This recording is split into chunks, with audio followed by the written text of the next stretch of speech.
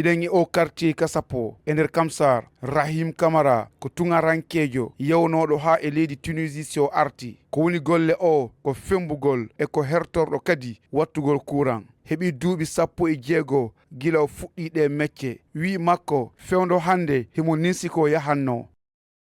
J'ai commencé depuis l'an 2010. Ko gila ujune ɗiɗi e sappo mi fuɗɗi fembude min e gorejo an, kono fewndo ɗo kanko o ala ɗo.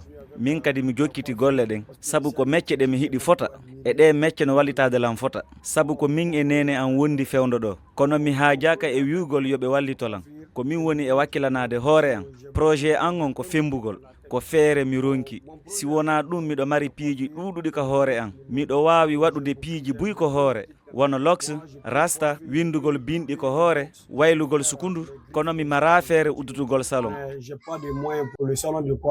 Rahim Camara hino artude fanunde makko naɓunonde mo han Tunisie ngam faale yaadu leyɗe Porto.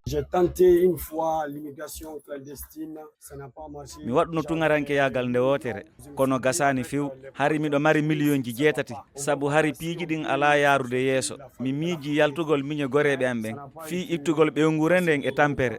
Ko ɗum naɓunolan, kono mi yii toon piiji hulɓiniɗi, piiji kadi ɗuɗuɗi heɓuno men, ɗi mi wawata sifagol ɗo. Ko ɗum waɗi ha mi arti, mi jokkiti golle an ɗen, ko min kadi artani hoore an. Ko waɗuno ha mi yalti ɗo, hari golle ala. Mi ala kadi hay e gooto wallitotoɗolan. Mi wujjano kaalisi hay e gooto.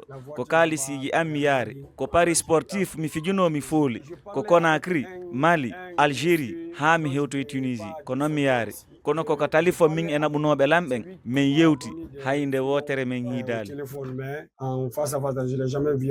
Himo holli wondema tampere nde o naɓunonden o wawata sifade nde ɗo. Himo ninsi ko nanganno yaadu. Ko ɗum waɗi himo tori sukaɓe leydi Guinée fof weltorgol ko mum.